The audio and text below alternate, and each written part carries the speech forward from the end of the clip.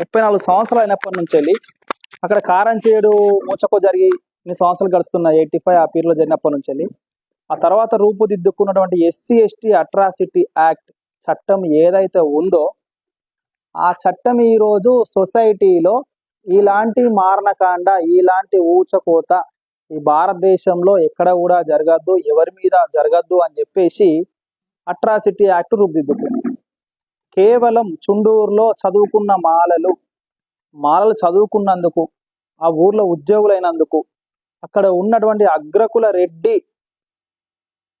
ఆధిపత్య కులమైనటువంటి రెడ్డి వాళ్ళు సహించలేక మాలల మీద జరిగినటువంటి దాడి ఏం సంకేతం ఇచ్చిర్రంటే దళితులు చదువుకోవడం ఏంటి, మాదిగలు చదువుకోవడం ఏంటి, వీళ్ళు మనకు పోటీగా రావడం ఏంటి, ప్రశ్నించడం ఏంటి అంటే ఏళ్ల తరబడి వివక్ష అనుభవించినటువంటి వాళ్ళు బాబాసాహెబ్ అంబేద్కర్ ఇచ్చినటువంటి రిజర్వేషన్ ఫలితాల కారణంగా చదువుకొని ముందుకు వచ్చి సమాజంలో రాజ్యాంగబద్ధంగా ప్రశ్నిస్తుంటే, రాజ్యాంగబద్ధంగా చదువుకొని వాళ్ళు ఉద్యోగాలు పొందుతుంటే, ప్రశ్నిస్తుంటే, నాయకులుగా ఎదుగుతుంటే తట్టుకోనటువంటి అగ్రకుల రెడ్డి ఆధిపత్య ఉన్మాదులు వాళ్ళ మీద చేసినటువంటి దాడి 8 మంది మరణం.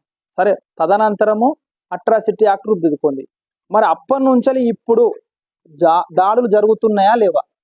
అట్రాసిటీ యాక్ట్ అంటే ఎస్సీల మీద కానీ, ఎస్టీల మీద కానీ, అనగా బీసీల మీద కానీ, ఆధిపత్య కులాల ద్వారా కింది స్థాయి కులాల మీద ఇందులో దాడులు జరుగుతున్నాయా లేదా అంటే అప్పుడు ఏం జరిగినాయి అంటే దాడులు ఉమ్మడిగా చేసిరు వాళ్ళు. అప్పుడు దాడులు అంటే ఒక సమూహాన్ని వాళ్ళు మట్టుబెట్టారు. అప్పుడు ఆ రోజులలో 8 మందిని, 10 మందిని, 5గురిని మట్టుబెట్టారు.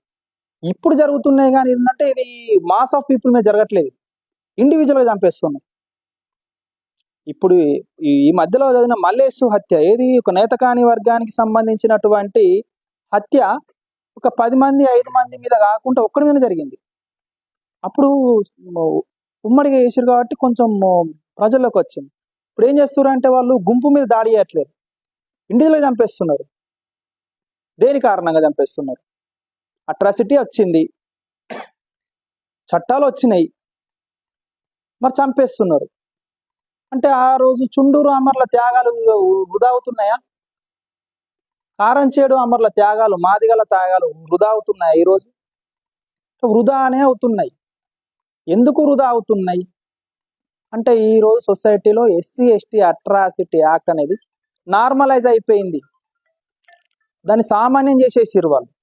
అట్రాసిటీ అంటే ఒకప్పుడు నాన్ బెయిలబుల్, ఇప్పుడు బెయిల్ ఇస్తున్నారు వాళ్ళు. ఒకప్పుడు పరిహారం ఇచ్చేది, ఇప్పుడు ఏం చేస్తున్నారు అంటే కేసులు అమ్మేటట్టు చేస్తున్నారు, సామాన్యం చేసేసారు అన్నట్టు. దాడులు చేయడము, అట్రాసిటీ కేసులో ఉన్న చట్టాలను ఇంప్లిమెంట్ చేయకుండా ఎఫ్ఐఆర్ చేయట్లేదు. కాకపోతే ఎస్సీ ఎస్టీ అట్రాసిటీ చట్టాలను మాత్రము ఎస్సీలను అడ్డం పెట్టుకొని, ఎస్టీలను అడ్డం పెట్టుకొని రాజకీయ లబ్ధి కోసం ఉపయోగించుకుంటున్నారు అట్రాసిటీ యాక్ట్ని. ఈరోజు అంటే ఎంత దుర్మార్గం ఇది! ఎందుకు నార్మలైజ్ అయింది సొసైటీలో?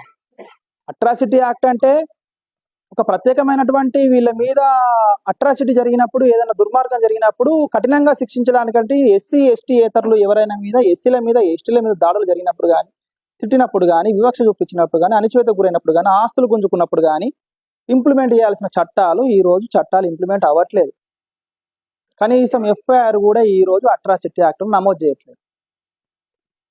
ప్రజలను సాధారణీకరించి పాలక వర్గాలు కావచ్చు, ఆధిపత్య కులాలే కావచ్చు, అగ్రకుల ఆధిపత్య ధనిక వర్గాలే కావచ్చు, ఈరోజు అట్రాసిటీ యాక్ట్ని ప్రజల్లో ఒక సాధారణీకరించేసారు. అట్రాసిటీని భయం లేకుండా చేశారు.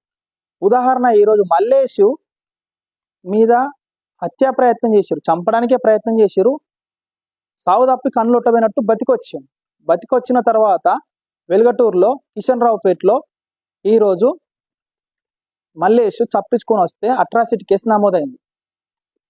అట్రాసిటీ కేసు నమోదవుతే కఠిన చట్టాలు నిజంగా ఈరోజు ప్రభుత్వాలు అమలు చేసి ఉంటే, కొట్టినప్పుడే, తిట్టినప్పుడే, దాడి చేసినప్పుడు అమలు చేసి ఉంటే మల్లేష్ ప్రాణం ఎందుకు పోతుండే? ఈరోజు మరి మల్లేష్ ప్రాణం ఎట్లా పోయింది?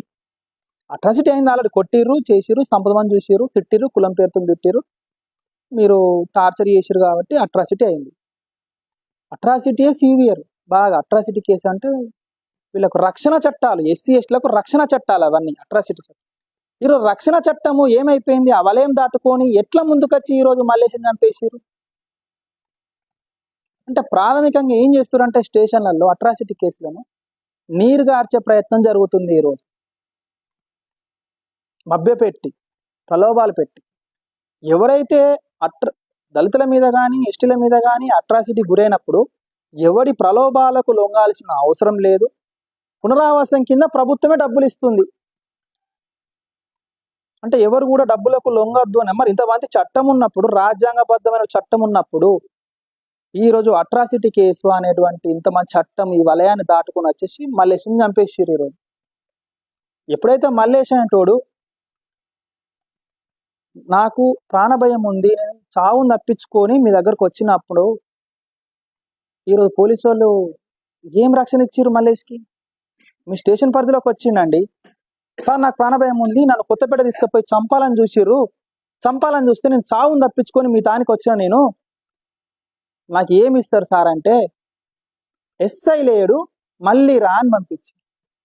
ఎస్ఐ లేడు అంటే ఒక అట్రాసిటీ కేసు ఒక స్టేషన్ ఎస్హెచ్ఓ పరిధిలో ఉన్నప్పుడు, ఎస్హెచ్ఓ లేనప్పుడు ఎస్హెచ్ఓ హౌస్ ఇన్ఛార్జ్ ఆఫీస్ అని ఎస్హెచ్ఓ ఇన్ఛార్జ్ అనేది ఏఎస్ఐకి ఇవ్వచ్చు, హెడ్ కానిస్టేబుల్కి ఇవ్వచ్చు, కానిస్టేబుల్కి ఇవ్వచ్చు. ఎస్ఐ లేకపోయినా ఎఫ్ఐఆర్ నమోదు చేయొచ్చు. ఆ ఎఫ్ఐఆర్ నమోదు చేసే అథారిటీ ఈరోజు హౌస్ ఆఫీసింగ్ ఉంది. ఎప్పుడు స్టేషన్ ఖాళీగా ఉండదు. ఆ ఛార్జ్ ఎవరు తీసుకోవాలి? ఎస్ఐ ఎఫ్ఐఆర్ చేయాలని ఏ చట్టంలో రాసి ఉంది?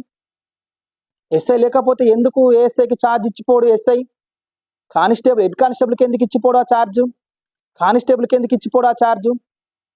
ఎస్ఐ అంటే ఎస్ఐ ఈరోజు కొత్తపేటలో హత్య తప్పించుకొని వచ్చిన మల్లేష్ స్టేషన్కి వచ్చినప్పుడు ఎస్ఐ స్టేషన్లో లేడనే సమానం చెప్పినటువంటి కానిస్టేబులే కానీ, హెడ్ కానిస్టేబుల్ కానీ, ఏఎస్ఐ కానీ, ఎస్ఐ గారు ఛార్జ్ ఇచ్చి మాకు ఛార్జ్ ఇవ్వకుండా వెళ్ళినని మీరు నిరూపించుకోవాలి.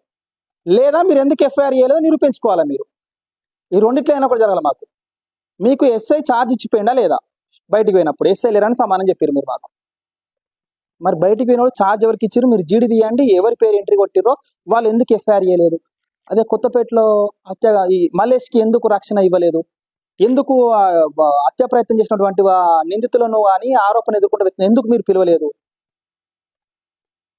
అంటే ఈరోజు చట్టాలు ఇంప్లిమెంట్ అయితలేదు. ఎవడైతే హత్య చెయ్యాలి అని ప్రిపేర్ అయ్యిందో వానికి ఈరోజు రక్షణ పోయింది, వారి ఈరోజు ధైర్యం పోయింది, వాళ్ళకు సపోర్ట్ పోయింది. అంటే అట్రాసిటీ గురించి చెప్పి, బాధితులకు చెప్పి, వివరించి వాళ్ళకు రక్షణ ఇవ్వాల్సినటువంటి పోలీస్ అధికారులు ఈరోజు మీరు మల్లేష్ హత్యకు కారణమయ్యారు. ప్రధానంగా మీరే కారణమయ్యారు. మీరు మల్లేష్ను అదే స్టేషన్లో పెట్టుకొని, మల్లేష్ను అక్కడే ఉంచుకొని, వాళ్ళని పిలిపించి అట్రాసిటీ కేసు పెట్టి రిమాండ్ చేసి ఉంటే ఆ చట్టం అనేది ఈరోజు ప్రజల్లో భయం అనేది ఉండు. అగ్రకుల ఆధిపత్య, ధనిక ఆధిపత్య కులం ఎవరైతే ఉన్నారో, దాడులు చేయాలని ఎవరైతే ఉన్నారో వాళ్ళు ఆ చట్టానికి భయపడి ఈరోజు ఆ చట్టం అంటే భయపడుకుంటా చేసిరు మీరు. ఈరోజు ఇక్కడనే స్టార్ట్ అయింది. ఈరోజు అట్రాసిటీ కేసు చట్టం ముందు అమలు కావాలి కదా, పెట్టలేదు.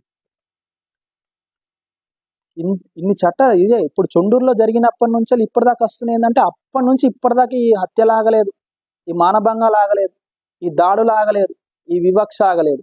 రూపం మార్చుకుంది అంతే.